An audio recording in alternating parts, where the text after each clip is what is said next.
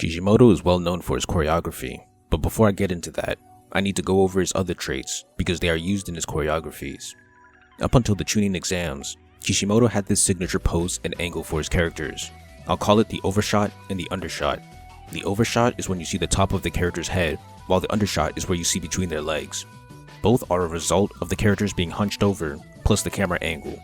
This technique ensures that the character is really leaning into their attack, resulting in a dynamic pose. It is also a shortcut that allows him to avoid drawing the faces all the time. Punching, kicking, moving, falling, it doesn't matter. It can be used for almost any kinetic movement.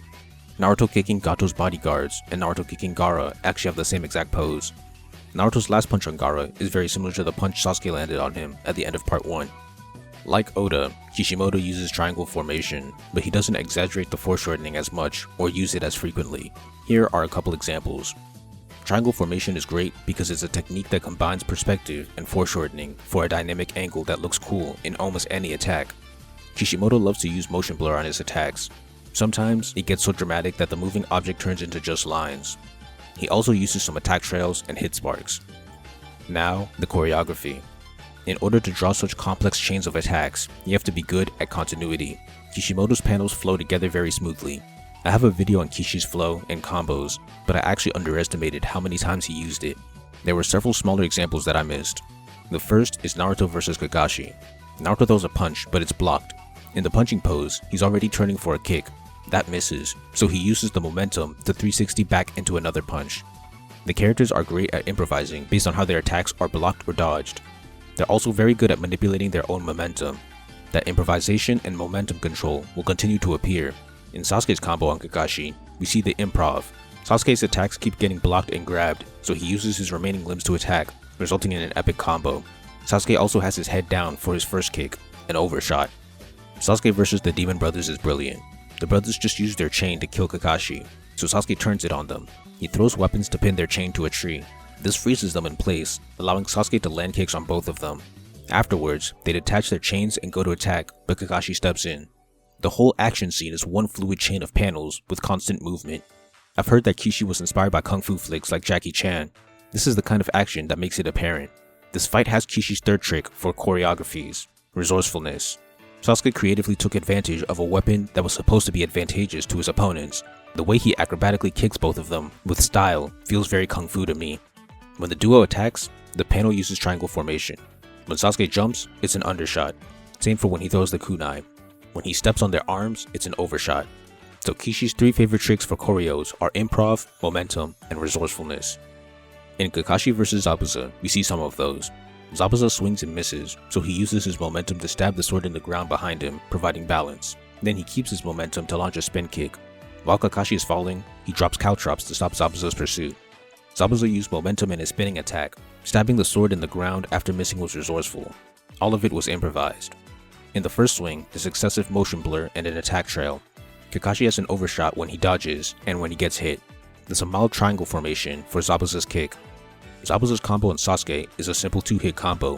It uses over and undershots on Sasuke, which sells the damage. When Naruto throws the kunai, the panels are animated frame by frame, like a movie. There is also triangle formation, used twice. In Sasuke vs Haku, Sasuke has great improvisation.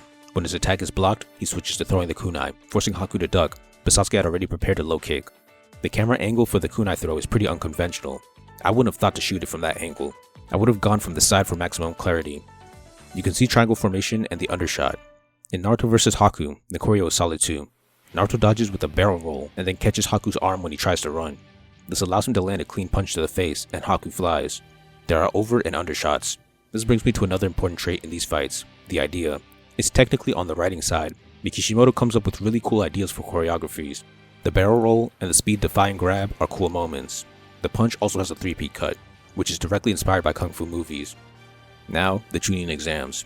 In Naruto vs Lee, Naruto uses improv and momentum to chain attacks, but Lee counters well and targets his unbalanced leg. Again, the camera angle from above on Lee is unconventional and somewhat movie-like. It's risky because it's not the clearest angle to shoot the movement from, but it works. In Sasuke vs Lee, Lee has good use of momentum and improv. From the spinning back kick, he continues into a spinning front kick. The poses look great and motion blur and attack trails are visible.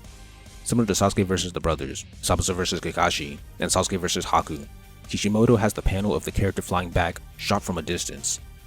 Sasuke vs Yoroi is a very resourceful dance. Yoroi throws his shuriken, but Sasuke deflects them back at him with a kunai. Yoroi dodges and moves in to attack the grounded Sasuke. Sasuke dodges and uses a grappling technique to drop his opponent and put him in an armbar. Sasuke turned Yoroi's opening attack against him, and then used his tired floor position to grapple, turning a disadvantage into an advantage. When Yoroi strikes, the floor is slightly curved, similar to One Piece. I don't think I need to explain Lines Barrage. Great use of momentum and improvisation. The final panel has a curved floor again. There are hit sparks along with an over and undershot. Naruto vs Kiba has Uzumaki Barrage, a good combo, self-explanatory. Naruto vs Neji brings back the kung fu action. It's one of the best dances so far. At the start of the fight, two clones swing at Neji with kunai. Neji flips over them, and two more come to strike him in his landing spot, but before he lands, he uses his momentum to kick both of them. The first two from behind come back for another attack, but Neji grabs their wrists without turning, elbows them, turns, and palms both of them. Neji's spatial awareness is excellently displayed thanks to the 4v1 situation. It doesn't have much of Kishi's three traits, but it's still cool. The next example does. Towards the end of the fight, Naruto throws shuriken. Neji uses rotation to block and then grabs some of the blocked shuriken and throws them back. Naruto evades and the two bring out kunai. They both throw them at each other, causing the kunai to bounce back. Then the two jump and grab their kunai from the air to clash again. The way both characters play with the ninja weapons is resourceful. Neji could have thrown his own shuriken, and both could have brought out a second kunai, but by using the weapons already in play, it makes the fight feel more dance-like and planned out, like an action movie. Finally, Sasuke vs Gaara. Sasuke throws shuriken, but Gaara's sand grabs them. As Sasuke runs in, the sand clone shoots sand forward, so Sasuke jumps over it. While he's in the air, Gaara returns the shuriken from before as Sasuke throws a new wave, cancelling each other out. Using his momentum, Sasuke kicks through the sand clone's guard. He continues his momentum to spin and land a backhand punch. He continues the momentum again to palm the face away. He runs in for a punch, but Gaara raises his defense, so Sasuke uses least speed to get behind him and punch Gaara in the face. Resourcefulness is seen in the shuriken. Momentum is seen in Sasuke's combo. Improv is seen in both combatants' counters to each other's movements. This is one of the best so far. There's one more later in the fight. Sasuke dodges an attack while spinning and uses the momentum to kick Gaara. Then he spins back forward, grabs Gaara, and knees him.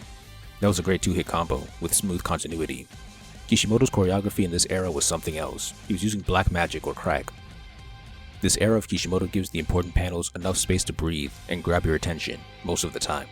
Good spacing for important panels is usually around a third of the page minimum. The action is also very clear and readable. The poses are dynamic and kinetic. The over and under shots make characters really lean into their poses. There are some interesting camera angles that aren't the most expected way to shoot the scene, but they still manage to retain clarity. Some other examples are the high angle of Sasuke vs Zaku and the low angle of Neji palming Naruto. These cinematic angles are usually brought out in power panels. Neji vs Hinata is a rare example of after images to show multiple attacks in one panel. Sometimes, Kishimoto makes use of depth and foreshortening. Another common move is shading all the characters with screen tones to separate them from the background or imply that they're closer to the screen. He does it as early as Naruto vs Kakashi and as late as Naruto vs Gaara. Kishimoto's choreography philosophy has impacted my art. I've used momentum in my action scenes. I've used improvisation. I've used resourcefulness. The result is complex dances that keep the eyes glued to the page. I'll definitely be using the over and under shots as an effective shortcut to kinetic poses in the future. This will anger some people, but I believe it's worth pointing out. When comparing East Blue Oda to Chunin Exam's Kishimoto, Oda has the better action art, but Kishimoto has better ideas. If you gave Oda and Kishi the same fight script and the same art style, I believe Oda would draw a better looking fight than Kishi. Oda's power panels, depth, foreshortening, and triangle formation make his art stand out more. Kishi's inventive kung fu-like choreography is what evens the odds. It's probably just a matter of style and preference. To me, Oda shoots his fights like a comic, so the most important panels are drawn in the coolest way possible. Kishimoto shoots his manga more like a movie, where most of the action panels have equal importance, because each panel is a frame in the animation. Oda really wants you to feel the impact panels where an attack lands. Kishimoto wants the choreography to flow well and is willing to sacrifice the power of certain panels to achieve that. A common example of this is how some impact panels are shot from afar, rather than with a cool triangle formation like Oda would. Oda's feels more like a comic, which is why I prefer it in the comic medium, while Kishimoto's feels more like a movie. You don't see exaggerated foreshortening in action movies, which might be the reason Kishimoto doesn't do it much. Both are still worth studying to improve your art though. In conclusion, Kishimoto's signature art trait is his overshots and undershots as a shortcut to creating dynamic poses. Regarding how he writes action scenes, His signature Kishimoto choreography uses improvisation, momentum, and resourcefulness to create long kung fu dances that have seamless continuity between panels, resulting in movie-like sequences.